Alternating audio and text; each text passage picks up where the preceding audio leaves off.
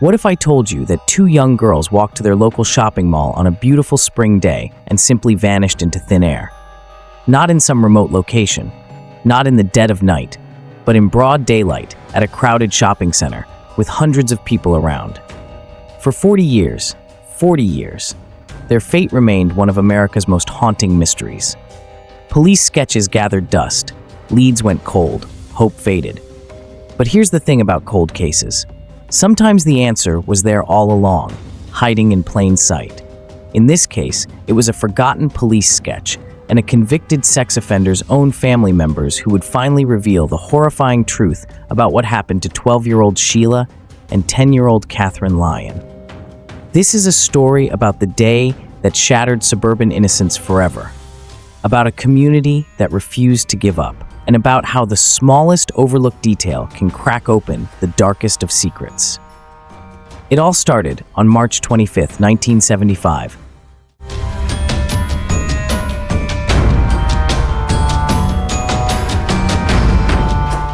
Kensington, Maryland, 1975. Picture this: tree-lined streets, kids riding bikes without helmets, screen doors slamming as children run in and out of houses. This was the kind of place where everybody knew everybody, where kids could roam free until the streetlights came on. At the heart of our story is the Lyon family. John Lyon wasn't just any dad. He was a local celebrity of sorts, a well-known radio personality at WMAL. Every morning, commuters across the DC area woke up to his voice. His wife, Mary, was the quintessential 1970s mom, managing a household of 4 kids with the kind of grace that made it look easy. They had 4 children, but today we're focusing on 2. Sheila, 12 years old, and Katherine, Kate, as everyone called her, just 10. Sheila was the responsible older sister. You know the type, mature for her age, wore glasses, kept her blonde hair in neat pigtails. She was the kind of kid who always made sure her younger sister looked both ways before crossing the street. Kate was different. Shorter blonde hair cut in a bob, more carefree, with that sparkle in her eye that 10-year-olds have when the world is still full of magic and possibility. March 25th, 1975, started like any other Tuesday. It was spring break, and if you remember being a kid on spring break, you know that feeling. Freedom stretching out before you. No homework, no early bedtimes. The weather was perfect, one of those early spring days that whispers promises of summer. The girls were getting restless, the way kids do when they've been cooped up inside. They'd heard that Wheaton Plaza, the local shopping mall, had put up their Easter decorations. Now, this might not sound like much to us today, drowning as we are in entertainment options. But in 1975, going to see the mall's Easter display was an event. We're talking about elaborate setups with the Easter bunny, colorful eggs, maybe even live bunnies. It was free entertainment, and the girls wanted in. "Mom, can we please go to Wheaton Plaza?" Every parent knows this moment. The negotiation begins. Mary Lyon looked at her daughters. They'd made this walk dozens of times before. It was only half a mile away, a straight shot down Georgia Avenue. Other kids in the neighborhood did it all the time. And then Mary said something that would haunt her for the rest of her life. Something so innocent, so motherly, so normal. "Why don't you stop off and get some pizza?" The girls lit up. Kate, ever the practical one, even at 10, mentioned that pizza had just gone up in price, from 40 cents to 45 cents a slice. Imagine that. Worrying about a nickel. They each had about $2 in their pockets. A fortune for a kid in 1975. The rules were simple. Stay together. Be home by 4 p.m. No talking to strangers. Between 11 a.m. and noon, Sheila and Kate Lyon walked out their front door. Their mother watched them go, probably for just a moment before turning back to whatever tasks filled a Tuesday afternoon. It was such an ordinary moment, such an ordinary goodbye. Wheaton Plaza in 1975 was the beating heart of suburban social life. This wasn't today's dying mall. This was the place to be. Teenagers hung out in packs, families did their shopping, kids pressed their noses against toy store windows. The Orange Bowl restaurant was the crown jewel for kids. Bright orange decor, the smell of pizza and French fries, jukeboxes playing the latest hits. Multiple witnesses saw the girls that day. They window shopped. They looked at the Easter display. Around 1 p.m., a neighborhood boy who who knew them spotted them outside the Orange Bowl. They were sitting on a bench, and here's where things take the first dark turn. They were talking to a man. This witness described him clearly. About 50 to 60 years old, close to 6 feet tall, well-groomed, conservative-looking, brown suit, carrying a briefcase with, get this, a tape recorder inside. The man was holding a microphone, and both the Lyon sisters and other kids around were speaking into it. Now, let me paint you a picture of how different 1975 was. Today, if a middle-aged man approached children with a recording device, every parent in a 3-mile radius would be on high alert. But in 1975, people assumed the best of each other. Maybe he was from the radio station, like their dad. Maybe he was doing a news story about Easter. Maybe he was just a harmless eccentric. The girls seemed comfortable. They were laughing, talking into the microphone. Other kids were around. It was broad daylight in a crowded mall. What could possibly go wrong? That was the last confirmed sighting of Sheila and Kate Lyon. 4 o'clock came and went. Mary Lyon probably wasn't worried at first. Kids lose track of time, especially at the mall. Maybe they were in line to see the Easter Bunny. Maybe they'd stopped to browse at the record store. But as the afternoon shadows grew longer and 4:30 ticked by, then 5 o'clock, a cold dread began to settle in. Mary called some of the girls' friends. Had they seen Sheila and Kate? No. She called the mall security. Nothing. John Lyon came home from his night shift job, probably expecting to find his daughters already home, maybe getting a gentle scolding from their mother about being late. Instead, he found his wife frantic with worry. They got in the car and drove to Wheaton Plaza. The mall that had seemed so safe, so familiar, just hours before now, felt different. Every strange face could be hiding something. Every corner could hold an answer. Or a nightmare. The Easter decorations were still there, cheerful and bright. The Orange Bowl was still serving pizza. Everything was exactly as it had been that afternoon, except Sheila and Kate Lyon were gone.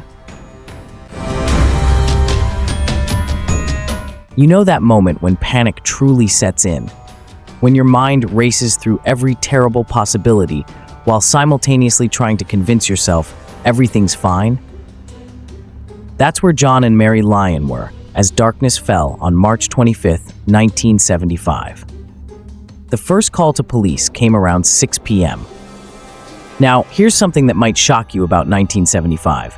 When parents called to report missing children, the standard response was often, "They probably ran away. Give it 24 hours." Can you imagine? Your babies are missing and someone tells you to wait? But the Lyon girls didn't fit the runaway profile. They were happy kids from a good home. They had no reason to run. They'd taken no clothes, no extra money. They'd been excited about Easter decorations and pizza, for crying out loud. By 7 p.m., the search began in earnest. John Lyon's connections in the media world kicked into high gear. Within hours, every radio station in the D.C. area was broadcasting descriptions of the missing sisters. Remember, this is before Amber Alerts, before 24-hour news cycles, before social media. But the Lyon name carried weight, and the media responded. What happened next was extraordinary. The Kensington community, no, scratch that. The entire D.C. metro area mobilized like nothing anyone had seen before.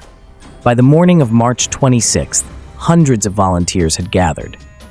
We're talking about regular people taking time off work, leaving their own families, to search for 2 girls they'd never met. The search effort was massive. Picture this. Police officers walked shoulder to shoulder through Rock Creek Park, their eyes scanning for any scrap of clothing, any sign of struggle. Volunteers combed through every patch of woods within a 5-mile radius. They searched construction sites, abandoned buildings, anywhere 2 girls might be hidden. The most heartbreaking part? They brought in bloodhounds. The dogs picked up the girls' scent at Wheaton Plaza and then lost it in the parking lot. Just like that, as if Sheila and Kate had simply evaporated. Storm drains. God, the storm drains. Investigators spent days crawling through the dark, narrow tunnels beneath Montgomery County. Every manhole cover was lifted. Every culvert was checked. Can you imagine being a parent, knowing that people are searching sewers for your children? They even brought in divers to search ponds and quarries. In one surreal moment, investigators interviewed every single resident of a nearby nursing home. over 200 elderly people, on the chance that maybe someone had seen something from a window. Nothing. Not a single trace. But here's where the story takes an even darker turn. The media coverage, while helpful, also brought out the worst in people. The Lyon family phone rang constantly, psychics claiming to have visions, attention seekers spinning wild tales, and the cruelest of all, extortionists. On April 4th, just 10 days after the girls vanished, John Lyon received a call that made his heart stop. A man's voice, calm and cold. "I have your daughters. It'll cost you $10,000 to get them back." The FBI got involved immediately. They coached John on what to say, how to respond. The plan was simple. John would take a briefcase to an Annapolis courthouse bathroom and leave it in a specific stall. But instead of $10,000 working with police, he left $101. They waited. Agents surrounded the courthouse, ready to pounce. The briefcase sat there untouched. Hours passed. Finally, the phone rang again. The kidnapper claimed he'd seen too many police, couldn't risk picking up the money. John Lyon, desperate, played the only card he had. "I need to hear my daughters' voices. Prove to me they're alive." The line went dead. The caller never made contact again. Think about that for a second. Either this was a cruel hoax, or somewhere out there, the real kidnapper was watching, waiting, maybe even enjoying the chaos he'd created. As days turned into weeks, a terrible transformation swept through Montgomery County. Remember that idyllic suburb I described, where kids roamed free and parents didn't worry? That place died on March 25th, 1975. Suddenly, children who'd walked to school alone were driven by paranoid parents. Sleepovers were canceled. The sound of an ice cream truck, once a source of joy, now seemed somehow sinister. Could the driver be trusted? Was anyone safe? Wheaton Plaza, once the heart of the community, became a place of fear. Mothers clutched their children's hands tighter. Fathers eyed every stranger with suspicion. The Easter decorations that had drawn Sheila and Kate were quickly taken down, as if they were somehow cursed. The local news ran safety segments. How to keep your children safe. Self-defense classes for kids popped up everywhere. The phrase stranger danger entered the American lexicon. This case didn't just traumatize one family, it fundamentally changed how America thought about child safety. One mother told a reporter, "I used to let my kids play outside until dark. Now I panic if I can't see them from the kitchen window." Another parent admitted, "I followed my teenage son to the mall without him knowing. I just had to make sure he was safe." The innocence wasn't just lost, it was murdered. For the Lyon family, life became a waking nightmare. Mary Lyon later revealed she would stand at the window for hours, convinced she'd see her girls walking up the driveway. "They're just late," she'd tell herself. They lost track of time. John threw himself into the search effort, using every media connection he had. He became a fixture at the police station, demanding updates, pushing for new leads to be followed. He offered a $7,000 reward, a significant sum in 1975, for any information. But as spring turned to summer, a horrible reality began to set in. Statistically, if children aren't found within the first 48 hours, well, the odds drop dramatically. The volunteers dwindled. The daily news updates became weekly, then occasional. Other stories pushed the Lyon Sisters off the front page. The case wasn't officially cold yet, but you could feel the chill setting in. Detectives still worked leads, still fielded tips, but that urgent energy, that sense that the girls might be found alive, it was fading. Yet in all this darkness, there was one glimmer of hope. One piece of evidence that would prove crucial decades later. Remember that witness who saw the girls talking to a man with a tape recorder? A teenage girl had also noticed someone that day. Someone who gave her the creeps. Someone who seemed way too interested in the Lyon sisters. She gave police a description. An artist created a sketch. And then, in what would prove to be one of the biggest mistakes in the investigation, that sketch was filed away and largely forgotten. But we're getting ahead of ourselves, because 6 days after the girls vanished, a long-haired young man would walk into a police station claiming he'd witnessed the whole thing. April 1st, 1975. April Fool's Day. How's that for irony? The Montgomery County Police Department was in overdrive. Tips were flooding in, search teams were still combing the area, and every detective in the department was pulling double shifts. Into this chaos walked 18-year-old Lloyd Lee Welch. Picture him, long, greasy hair hanging past his shoulders, scruffy, reeking of alcohol and God knows what else. The kind of guy who, even in the anything-goes 70s, made people cross to the other side of the street. He looked like trouble, and he smelled worse. But he had a story to tell. Oh boy, did he have a story. Welch claimed he'd been at Wheaton Plaza on March 25th. He'd seen the whole thing, the abduction of the Lyon Sisters. He could describe it in vivid detail. The girls, the kidnapper, the vehicle, everything. The detectives leaned in. Finally, a real witness? Here's what Welch told them. He saw a man forcing the girls into a vehicle. The man was middle-aged, clean-cut, wearing a brown suit. The girls were crying, fighting back. It was violent. It was dramatic. It was too much. See, real witnesses to real crimes usually have fragmented memories. They remember weird details, the color of someone's shoes, a distinctive smell, a partial license plate. Their stories have gaps. They second-guess themselves. That's normal. That's human. But Welch, his story was like a movie. Too complete, too neat. And it kept changing. First, the kidnapper was alone. Then he had an accomplice. First, it was a car, then a van. The more he talked, the more elaborate it became. The detectives had seen this before. Big cases attract what they call injected witnesses. People who insert themselves into investigations for attention, for the potential reward money, or just because they're compulsive liars. Plus, there was another problem. Welch kept mentioning one specific detail that set off alarm bells. He said the kidnapper walked with a limp. Now, why would that matter? Because the detective's main suspect at the time, a man named Ray Mielski, had a distinctive limp. This wasn't public knowledge. So either Welch had genuinely seen something, or he'd been hanging around, listening to police chatter, picking up details to make his story more believable. The detectives made a judgment call. This kid was a wannabe, a time waster. They had real leads to follow, real witnesses to interview. They took his statement, 6 pages of it, and basically showed him the door. Don't call us, we'll call you. They never called. That 6-page statement got filed away with hundreds of others, just another dead end in a case full of them. Nobody thought to take Welch's photo. Nobody thought to check if he had a record. He was just another weirdo in a case that was attracting weirdos like flies to honey. But here's the thing. Here's the absolutely maddening, hair-pulling, want to scream at the universe thing. Remember that teenage witness I mentioned? The one who saw someone creeping on the Lyon Sisters that day? She'd given a description to a police sketch artist. The resulting drawing showed a young white male with long hair, thin face, distinctive features. When that sketch was completed, it should have been plastered everywhere. Every newspaper, every TV station, every telephone pole in Montgomery County. This was their best lead, someone who'd been watching the girls before they vanished.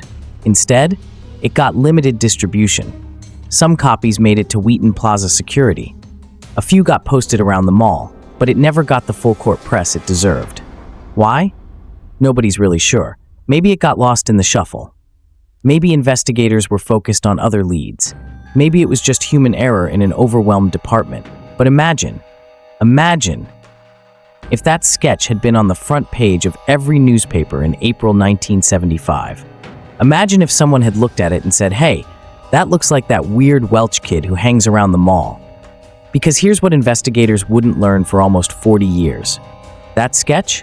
It was Lloyd Lee Welch. Dead ringer. Same long hair, same thin face, same hollow eyes. The teenage witness had seen him stalking the Lyon Sisters, following them, watching them with an intensity that made her skin crawl. She'd given police a perfect description. The sketch artist had nailed it, and then Lloyd Welch himself had walked into the police station. They had him. They literally had him, and they let him walk out the door. Welch left that police station and vanished back into the margins of society. No fixed address, no steady job, just drifting. Within months, he'd left Maryland entirely. The investigation continued, of course. Detectives followed hundreds of leads. They investigated sex offenders, questioned mall employees, looked at family friends. Ray Mielski, the limping suspect, was grilled repeatedly but had an alibi. Other potential suspects were identified and cleared, but Lloyd Lee Welch, he became just a footnote. Statement number 2, 97 in box 15 of the Lyon case files. A weird kid with a BS story who'd wasted a few hours of detectives' time. The sketch that could have identified him gathered dust. The 6-page statement that would later prove crucial sat unread in a filing cabinet. And Welch himself disappeared into America's underbelly, free to continue what would become a decades-long pattern of drifting, drinking, and worse.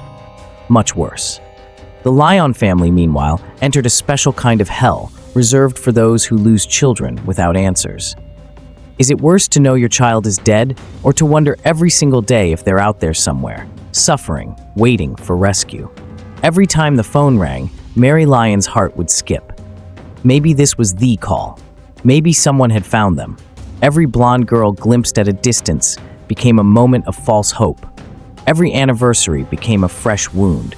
And somewhere out there, Lloyd Lee Welch was building a life on the margins, joining a traveling carnival, moving from state to state, leaving a trail of damaged children in his wake that wouldn't be discovered for years. The bitter irony? If police had taken just one photo of Welch in 1975, if they'd run his name through their systems, if they'd compared him to that sketch, this case might have been solved in a week instead of 4 decades. But they didn't. And the Lyon Sisters case was about to go very, very cold. How do you measure 40 years of nothing? For the Lyon family, it was measured in birthdays that went uncelebrated, in empty chairs at Christmas dinner, in the silence where laughter should have been. Sheila would have turned 13 that year, would have gone to high school, would have had her first boyfriend. Would have, but would have is all they had. The case didn't go cold overnight. It was more like a slow freeze. First, the volunteers stopped coming. Then the daily briefings became weekly. The task force got smaller. Other cases demanded attention. New missing children. Fresh crimes that might actually be solved. By 1976, the 1-year anniversary, the Lyon case had shifted from active investigation to "we'll follow up any new leads." Translation: unless someone walks in with a confession or a body, we've got nothing. But the tips never stopped coming. Every year, dozens of them. And God bless the Lyon family. They followed up on every single one. A psychic in Florida claimed the girls were buried under a palm tree. John Lyon drove down to check. A woman in California was certain she'd seen them at a grocery store. Mary Lyon flew out to investigate. Every blonde teenage girl in America became a potential sighting. The cruelest hoaxes were the ones that offered specific details. In 1982, someone claimed the girls were being held in a basement in West Virginia. Police raided the house, empty. In 1987, an anonymous letter arrived with a map marking a gravesite in Pennsylvania. They dug. Nothing but dirt and false hope. The Lyon family spent thousands of dollars, traveled thousands of miles, chasing ghosts. How could they not? What if the one lead they didn't follow was the real one? Meanwhile, the world moved on. Wheaton Plaza got renovated, twice. The Orange Bowl restaurant closed. The neighborhood kids who'd played with Sheila and Kate grew up, went to college, had children of their own. Children they watched like hawks, because everyone remembered what happened to the Lyon sisters. The case became local legend. Every few years, usually on the anniversary, some newspaper would run a retrospective. Whatever happened to the Lyon sisters? The same photos, Sheila in her pigtails, Kate with her bob cut, frozen in time. Forever 12 and 10. But while the case gathered dust in Maryland, Lloyd Lee Welch was writing a very different story across America. Remember how I said he vanished into the margins? Let me paint you a picture of those margins. Welch became a carny, a traveling carnival worker. It was perfect for someone who didn't want to be found. No background checks, cash payments, a new town every week, a built-in community of misfits and drifters who didn't ask questions. He worked the rides, set up the games, and had access to an endless stream of children. Happy children, trusting children, children whose parents were distracted by the lights and noise. His route took him everywhere. Texas, Florida, South Carolina, California, Iowa. A grotesque tour of America, leaving damage in his wake that wouldn't be discovered for years. maybe decades, maybe never. In 1977, he was in Florida. A young girl reported being touched inappropriately near the Tilt-A-Whirl. The complaint went nowhere. Carnies protected their own, and they'd be gone by morning anyway. In 1982, Texas. Another incident, another town, another quick departure before questions could be asked. But it was in 1992 that Welch finally made a mistake he couldn't run from. He was in South Carolina, no longer with the carnival. He'd somehow convinced a family to let him stay with them. Lloyd had that ability, to seem harmless when he needed to play the victim, the guy down on his luck who just needed a break. A 10-year-old girl was staying there too. One night, she watched a horror movie and got scared. Seeking comfort, she climbed into bed with the adult she thought she could trust. She woke up to Welch molesting her. This time, the girl told. This time, the parents believed. This time, the police arrested him before he could disappear. The court records from that case are chilling in hindsight. The prosecutor described Welch as a predator who seeks out vulnerable children. The judge called him a danger to any community. But nobody connected this drifter in South Carolina to two missing girls in Maryland from nearly 20 years earlier. Welch pled guilty, got 18 months, served his time, got out, kept drifting. But his luck was running out. In 1997, Delaware police arrested him for sexually assaulting another 10-year-old girl. This time, the sentence was serious, 33 years. Lloyd Lee Welch, now in his 40s, was finally off the streets.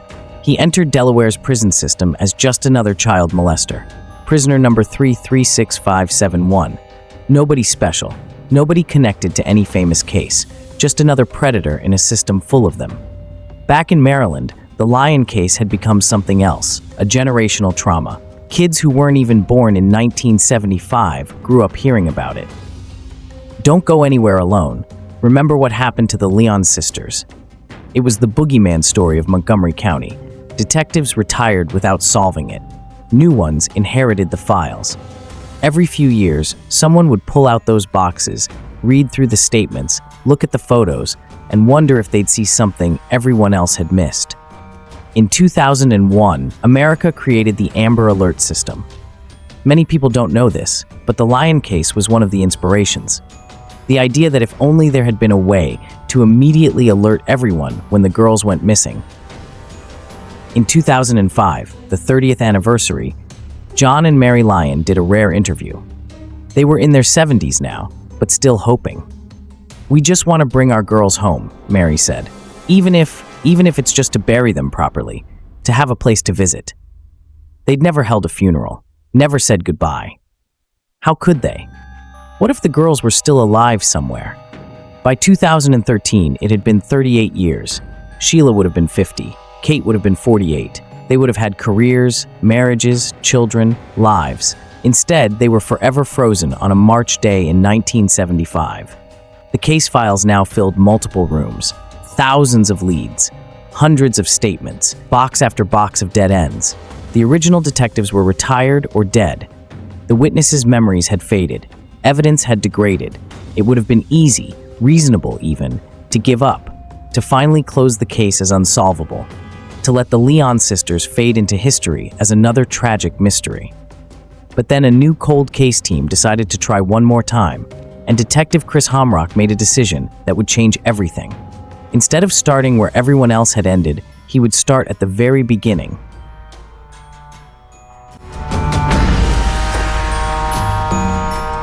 2013. The Montgomery County Police Department had a problem.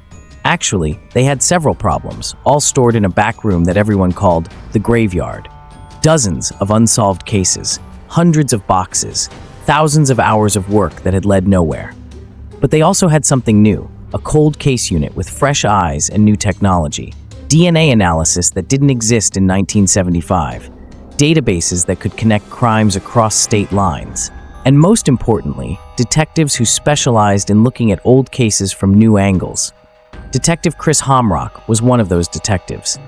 He'd been with the department for years, but cold cases were his passion. There's something about an unsolved mystery that gets under your skin, especially when it involves children. The Lyon case was the department's white whale. Every detective knew about it. Hell, every cop in Maryland knew about it. It was the case that had changed everything. How they handled missing children, how they processed evidence, how they worked with the media. Hamrock and his team made a decision. They would approach the Lyon case as if it had just happened. Forget everything previous investigators had assumed.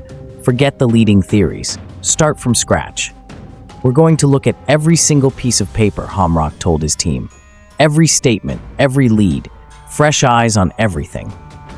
It was tedious work. Mind-numbing, really.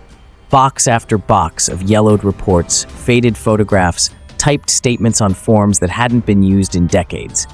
Most detectives would have gone crazy. But that's what separates cold case detectives from everyone else. They live for the details others miss. It was on a Thursday afternoon. Hamrock remembers because he'd been about to leave early for his kid's baseball game when he found it. A manila folder, thinner than most, labeled simply Welch, Lloyd Lee, Witness Statement, 4/1/75. He almost didn't open it. They'd been through dozens of witness statements already. Most were dead ends, people who thought they'd seen something but hadn't, attention seekers, well-meaning citizens whose memories had played tricks. But something made him pause. Maybe it was the date. April 1st, April Fool's Day. Maybe it was the name. Welch wasn't a common name in the area. Maybe it was just detective's instinct. He opened the folder. 6 pages, single-spaced typing on an old form. An 18-year-old claiming he'd witnessed the abduction. Detailed description of the kidnapper. Multiple mentions of specific details that Hamrock sat up straight. This witness had mentioned things that weren't public knowledge. The limp, the specific location where he claimed to see the girls. Details that only someone who was really there would know. But the investigating detectives had dismissed him. Their notes were clear. Subject appears to be attention-seeking, story inconsistent, no further action required. Hamrock read the statement again, then a third time. Something was nagging at him. He pulled out another file, the one with the sketch from the teenage witness who'd seen someone creeping on the girls. He held Lloyd Welch's statement in one hand and the sketch in the other. Young white male, long hair, thin build, at the mall that day. "Hey," he called to his partner. "You need to see this." Within hours, they'd run Lloyd Lee Welch through every database they had. And what came back made Hamrock's blood run cold. Criminal records stretching back decades. Multiple arrests for child sexual assault. Currently serving 33 years in Delaware for assaulting a 10-year-old girl. Pattern of targeting young girls. Worked as a carnival employee. Perfect cover for a predator. But here was the kicker. Welch had been 18 in 1975. Not middle-aged like he'd claimed the kidnapper was. He'd been at the mall. He'd inserted himself into the investigation, and then he'd been dismissed and forgotten. Hamrock stared at the sketch again. How had nobody seen it? This wasn't just a witness. This was a suspect. Maybe the suspect. The team went into overdrive. They pulled every record they could find on Lloyd Lee Welch. Birth certificate, school records, arrest reports, prison files. They mapped out his life, year by year, crime by crime. The pattern was sickening. Always young girls. Always around 10 years old. Kate Lyon's age. The attacks had started shortly after the Lyon sisters disappeared and continued for decades until his final arrest. But patterns weren't proof. They needed more. On October 16, 2013, Hamrock and prosecutor Pete Feeney made the drive to Dover, Delaware. The Delaware Correctional Center was a grim place. All concrete and razor wire and broken dreams. Lloyd Welch was inmate number 36571. Just another old man in a place full of old men who'd done terrible things. They didn't know what to expect. Would he remember the Lyon case? Would he talk to them? Would he lawyer up immediately? The man who shuffled into the interview room looked nothing like the long-haired teenager from 1975. At 58, Welch was balding, overweight, with the pale skin of someone who hadn't seen real sunlight in years. But his eyes, Hamrock would never forget those eyes. Cold, calculating, predatory. They started carefully, casually. Just a routine review of an old case, just checking some old statements. Nothing to worry about. And then Welch said something that made both detectives freeze. "I've been waiting for you to come talk to me about those girls." Just like that. Like he'd been expecting them for 38 years. What followed was a masterclass in interrogation. Hamrock and Feeney took turns, playing off each other, letting Welch talk. And boy, did he talk. His story had changed dramatically from 1975. Now he admitted he'd been involved, but only as a reluctant participant. The real killers, he claimed, were members of his own family. His uncle, Richard Welch, his father, others.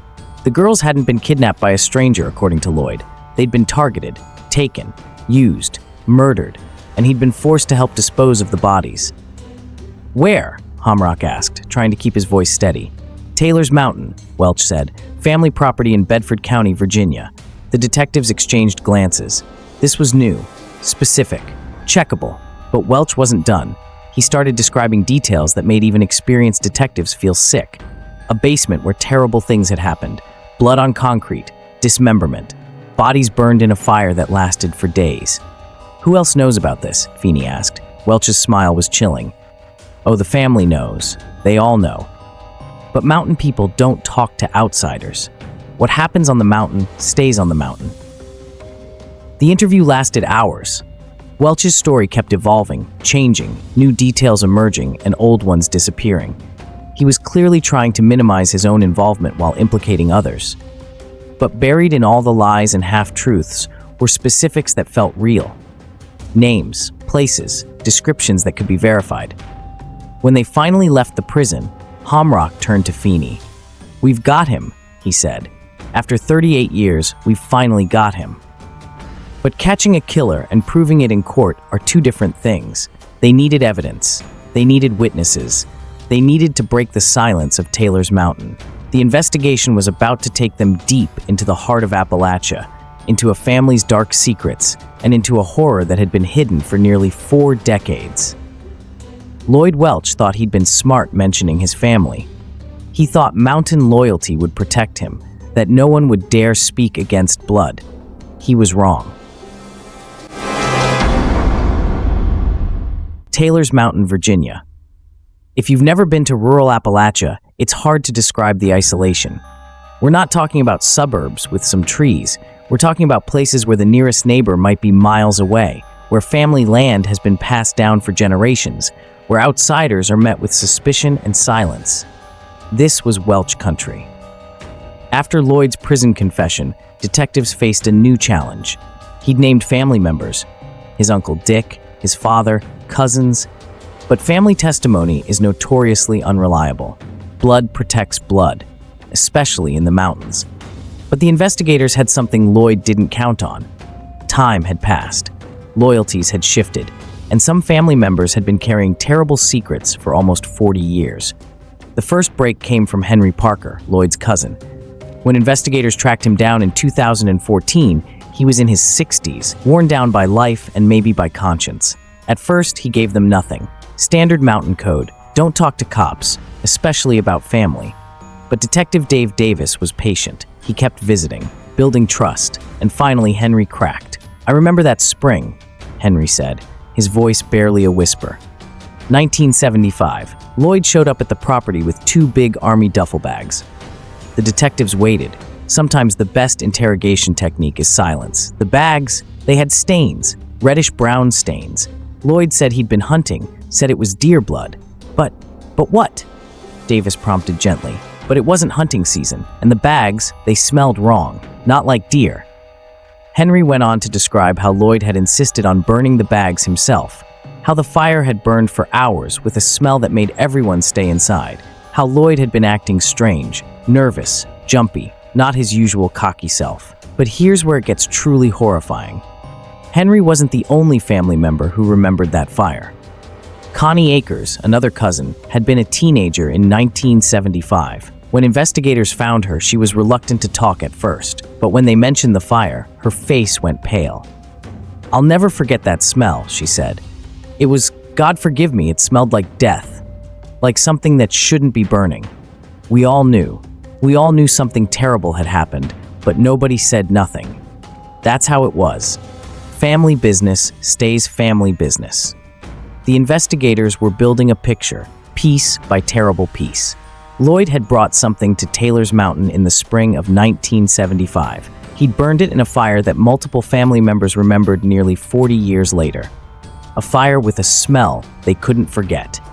But they needed more. They needed physical evidence. Enter the FBI Evidence Response Team.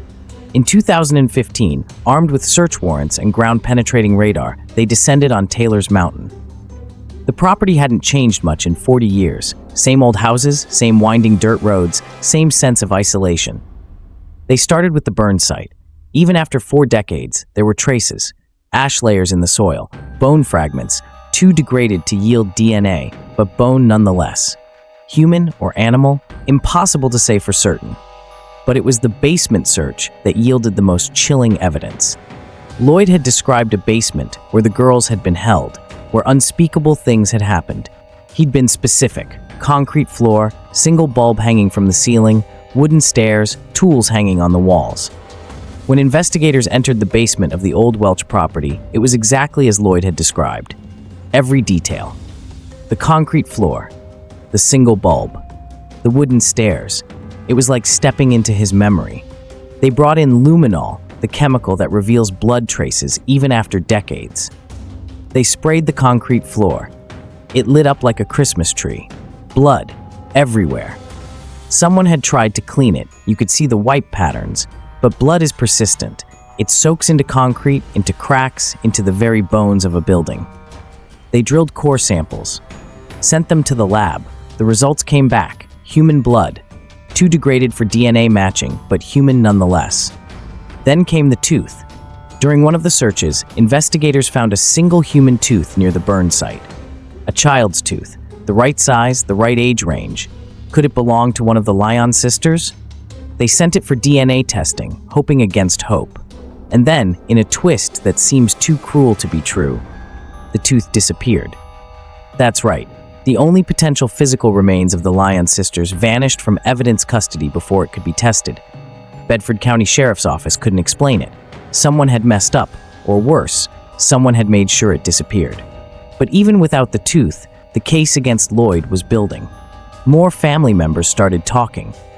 A pattern emerged of sexual abuse within the family going back generations. Lloyd wasn't an anomaly. He was a product of a sick system. Patricia Welch, wife of Uncle Dick, tried to maintain the family's silence. She was charged with perjury for lying to investigators, for trying to organize a cover-up even 40 years after the fact. But her efforts backfired. Her arrest scared other family members into talking. One elderly relative who'd been a child in 1975 remembered something crucial. "I saw Uncle Dick washing bloody clothes in the basement. He made us kids go away, but I saw. There was so much blood." Lloyd's own statements to police became increasingly bizarre and contradictory. First, he was just a witness. Then, he'd helped transport the bodies, but didn't kill anyone. Then, he admitted to being in the basement when one of the girls was dismembered, but claimed his uncle and father did the actual killing. In one particularly chilling interview, he described watching his father and uncle cut up one of the girls like deer meat. He claimed they'd forced him to help clean up, to carry the bags to the burn site. But investigators noticed something. Lloyd's details about the killing were too specific, too vivid. These weren't the memories of a traumatized teenager forced to help. These were the memories of a participant. The investigation expanded. They looked at missing children cases along Lloyd's carnival route. They found similarities: young blonde girls, ages 10 to 12, who'd vanished near carnival stops. Most were never found. The few bodies that were recovered showed signs of sexual assault and violent death. How many victims did Lloyd Welch really have? The Lyon sisters might have been his first, but they almost certainly weren't his last. As 2016 turned to 2017, prosecutors faced a decision. They had a strong circumstantial case. They had family testimony. They had Lloyd's own admissions. But they didn't have bodies. They didn't have DNA. They didn't have a smoking gun. What they did have was an aging child molester serving 33 years, facing the possibility of dying in prison either way. And they had leverage. Virginia is a death penalty state. Maryland isn't. The negotiations began. Lloyd's attorneys knew their client was cooked. The only question was whether he'd face execution or life in prison. Lloyd, for all his bravado, was terrified of the death penalty. A deal was struck. Lloyd would plead guilty to 2 counts of first-degree murder in Virginia. He would admit to participating in the abduction of the Lyon Sisters. In exchange, no death penalty. He'd get 48 years, at his age, a life sentence. But even in his plea deal, Lloyd couldn't stop lying. He maintained he hadn't sexually assaulted the girls. He maintained others had done the actual killing. He painted himself as a victim of his family, forced to participate in their crimes. Nobody believed him. Not the prosecutors, not the judges, not even his own attorneys. The real tragedy? With Lloyd's guilty plea, the full truth might never be known. Where exactly were the girls killed? Where are their bodies? Who else was involved? These questions would likely remain unanswered, but at least there would be some measure of justice. After 42 years, someone would finally pay for what happened to Sheila and Kate Lyon. The courtroom in Bedford County, Virginia, was packed on September 12, 2017. 42 years after Sheila and Kate Lyon vanished, their killer was finally about to face justice. Lloyd Lee Welch, now 60 years old, shuffled to the defendant's table in shackles. Gone was any trace of the long-haired teenager who'd waltzed into that police station in 1975. This was a broken man who knew his time had run out. But even now, even at this moment of reckoning, Welch couldn't tell the truth. "Your Honor," his attorney began, "Mr. Welch was a victim of his family's violence. He was coerced into participating. It was the same song, different verse. Lloyd had spent 2 years crafting this narrative, that yes, he'd been there, yes, he'd helped, but the real monsters were his uncle and father. He was just an 18-year-old kid, scared and manipulated." Prosecutor Brandon Robleski wasn't buying it. As he laid out the state's case, a different picture emerged. This wasn't about family coercion. This was about a predator who'd been hunting children since 1975. The defendant didn't just happen to be at Wheaton Plaza that day, Robleski told the court. He was there hunting. He spotted these 2 beautiful little girls, and he saw an opportunity. The facts were laid bare. Welch had approached the girls with his tape recorder story. He'd lured them away from the crowded mall. He'd driven them to Virginia, to that isolated mountain property where no one could hear them scream. What happened next? Well, even now, we don't know all of it. And maybe that's a mercy. What we do know, from Lloyd's own admissions, is horrific enough. The girls were held in that basement. They were sexually assaulted. They were murdered. Their bodies were dismembered and burned in a fire that lasted for days.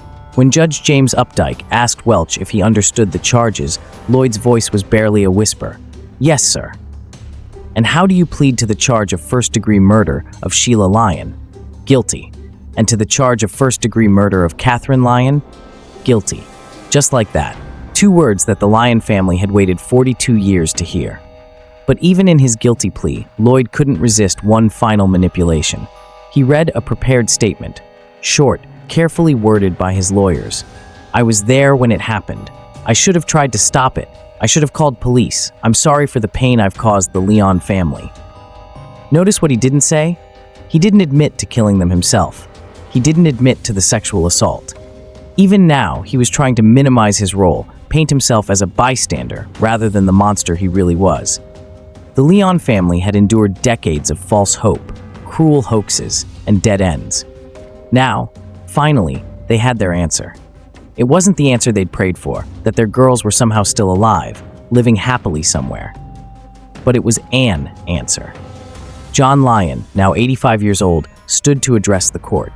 His voice was steady, dignified.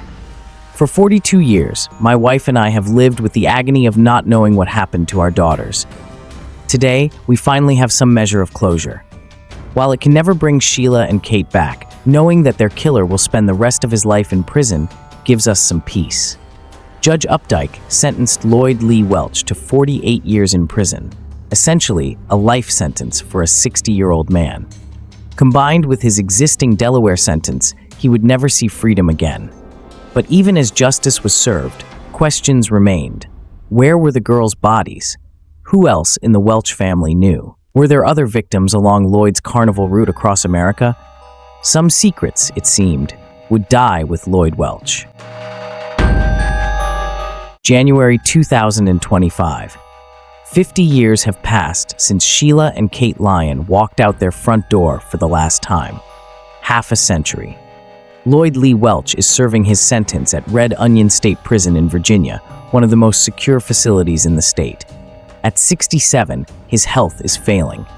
Prison records show he's been hospitalized multiple times. The years of alcohol abuse, combined with the stress of incarceration, have taken their toll. He still receives the occasional letter from investigators, hoping he'll finally reveal where the girls are buried. He never responds.